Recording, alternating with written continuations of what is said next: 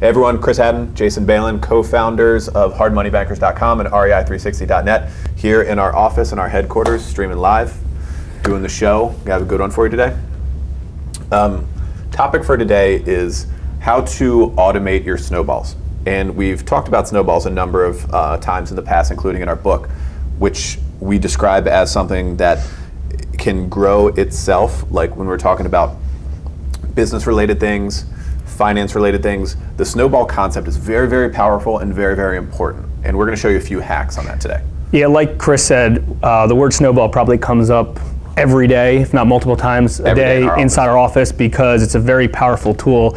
And we're kind of passionate about growing a lot of snowballs, starting small, and then over time they just grow and grow and grow and grow and grow. We have some really good examples for you on the whiteboard that we're going to discuss related to business, marketing, and some finance as well. So check it out right now.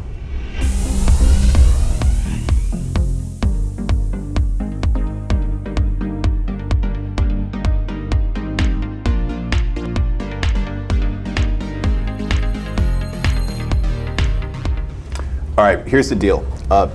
People aren't great at the discipline of contributing to their snowballs. They aren't. If you're talking about manually putting people into a database all the time, like we're just not great at that. Sure. If you're talking about having to actually cut checks to put them towards your assets, we aren't very good at that either. The discipline related to that is hard. Automation is the way to go. So we're going to show you some of the basic stuff to be doing, some of the things we're doing now, some little side snowballs and stuff like that. You want to get started at the top? Sure. So obviously, you can circle back to some other videos that we've done in the past on hardmoneybankers.com, rei360.net, places like that, and anything, if you do a search under snowball, you'll see a lot of these. So obviously we're big advocates of database marketing and starting with your clientele, your core group, your sphere, your business context, things like that. Whatever you want to call it. And it doesn't matter in the beginning if you're inputting them one by one, as long as they're getting into a database. So now that we're talking about the automation of some of these and them growing kind of without you doing manual labor, we're talking about putting opt-in forms on squeeze pages or newsletter forms on your website or other ways to collect data automatically, so you don't have to be the one to do it, and it's done in bulk. And we look inside one of the CRMs that we have, and we collect about 1,000 new email addresses and new databases contacts every month, and we're not physically putting any of them in. And these are all things that were set up in the past that are just automated over time. People come into our website, people come into our social media profile sites. Yeah, you could put the forms on social too. Yeah. Sure. Pretty much all over the web. Or we do direct mailing campaigns, and the call to action is go here, fill this out, and go get some data, or get a free white paper, get a video, get a report, whatever the case is. So the goal is the automation side. Like, you don't want to data input in hundreds or thousands of people over and over and over. The goal is to get this thing automated so it grows kind of overnight, and it grows and grows and grows, and all you're doing is checking stats to see how many people you have in your database. Yeah, for sure. And it becomes big over time. It's small at first, and that's fine. Just automate it and let it roll. Same kind of thing applies to social. You can do certain things like email follow-up sequences, for example, that are going to push people to your social accounts. An easy way to do that. One of the great things about social, it's kind of snowball-ish in nature, and you can see people's stuff other places. Certain things like Snapchat's like that intentionally, but or not like that, I should say, intentionally. But there's good ways, automated posts, all kinds of stuff that you can do that you don't have to manually do all the time to push people around your different social accounts and let that snowball over time too. Sure. There's a little one there on social. And also related to kind of the business and the marketing side, use your imagination, because you can create a snowball, pretty much an automated snowball, pretty much anything, any tasks that are done that you can delegate or automate, and things that can get bigger and bigger and bigger, like a direct mailing campaign, something like that. We're huge advocates of direct mail, no matter pretty much what industry you're in, because offline media is still gigantic, and it's a great way to hit a household or hit a business or whatever the case is. So, you acquire a list or you mail to a certain demographic, and then, as it grows, it's typically a click of the button, and those direct mail pieces are going out, and new people new people are getting added to that direct mail database over and over and over and over, and it just gets easy. And a big part of the snowball and automation is turning these things into habits, so they're kind of done on a regular basis. And the goal is for you not to have to do them personally yourself. They're just getting done. Cool. All right, moving on to the finance section. So that, these couple things are in the business and marketing category of Snowballs, and then we have a number in finance too, and everybody should. And this will apply to everyone in real estate, all the tech and startup people watching, any entrepreneurs, and really anybody at all, because these personal financial things are important. Okay. Automation, when it comes to some of these things, should be set up to the most extent possible.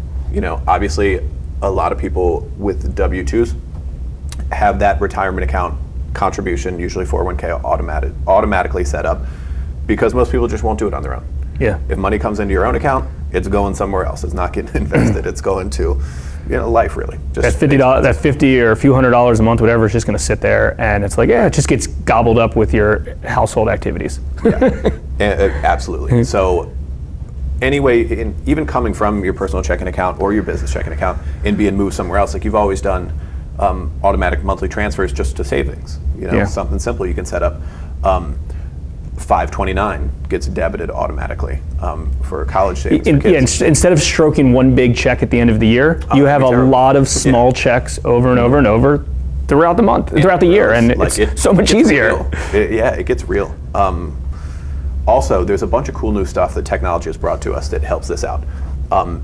Apps that can be for just stock purchases. They can be like a regular brokerage account sort of thing. There's some cool ones coming out. I use one called Acorns, just a little automatic monthly debit, just a little snowball growing out there. It's nothing huge. Wealthfront is a cool one. Robinhood's another one. And there's definitely some others that I've seen recently too. They're lower in fees. They're really good services, and you can do them right from your phone.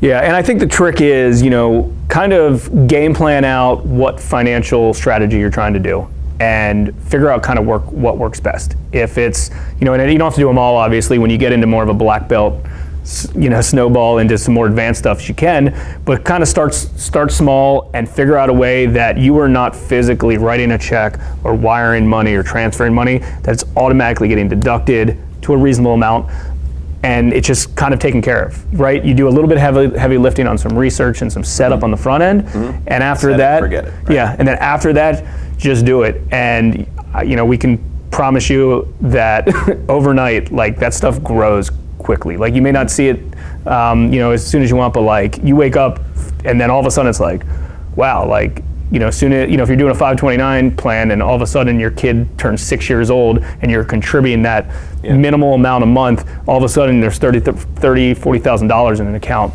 just like that, with just a few $100 spurts a month. It's like nice very reasonable. It's a nice thing to see, like, you have a pretty young kid and you already have X amount put away for their college. It's a cool thing. Yeah. It's a cool thing. And I mean, could you imagine just having to stroke a big thousands and thousands of dollars worth of check for that? No, it would never happen, and you wouldn't do it. But when you break it down to dollars, cents, a few $100 here, if automated, it makes it so much easier. For sure.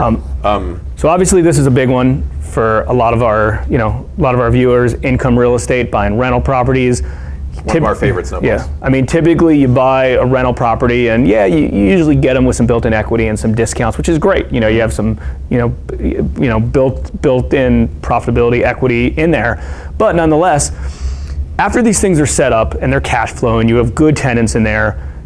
It's cash flowing. It's got good income on a regular basis. The income's going this way. If you have debt on it, the debt's going this way, and all of a sudden, year after year, there's more and more and more equity, potentially better cash flow if you're raising rents. Obviously, we all know you got to keep reserves in place for maintenance, vacancies, and things like that. But it's a really, really good one that, if you buy it the right way and you have good tenants in there and you have pretty inexpensive debt, you wake up a few years later and all of a sudden that's a real asset that you should be proud of. That's worth a lot, and rinse and repeat with that formula. Definitely, and a couple little pieces of automation that can be added to a snowball, like income real estate. You can ACH your tenants for rent payments. Just take that out. Like, you don't be collecting every month, chasing people around. That's one easy way. Anything related to maintenance calls and property management, I would seriously consider, for most people, unless you have your own management stuff in place, which with just a couple properties, you probably don't want. So there are, ways to automate those things. Other little things too, taxes and insurance payments and whatever you can take off of your desk, off of your to-do list and do it in an automated fashion. Yeah. Try to do it. That's the goal of all of this is, having all these set up, that's mandatory. You have to, right? But the goal of this conversation is figuring out ways to automate this. So you're not actually doing, the manual labor or the day-to-day operational and stuff. Because all of this stuff you could turn into a full-time job. Oh yeah. If, you had nothing else to do. But this shouldn't be a full-time job. Snowballs should be automated. Set all of these up one time, get them automated, and move on to other new snowballs that you want to create, and spend your time on that. More snowballs, the better. All right, everybody. Thanks for checking us out. Please visit us, hardmoneybankers.com, rei360.net, hashtag the REI360 show on any social media. And we'll see you next time. Yeah, if you have any comments, please comment below. We would love to answer any questions that you have. Maybe you'll even be featured on one of our next shows. So like, share, wherever viewing platform you're looking at, we certainly appreciate it. And let's touch base. Take care.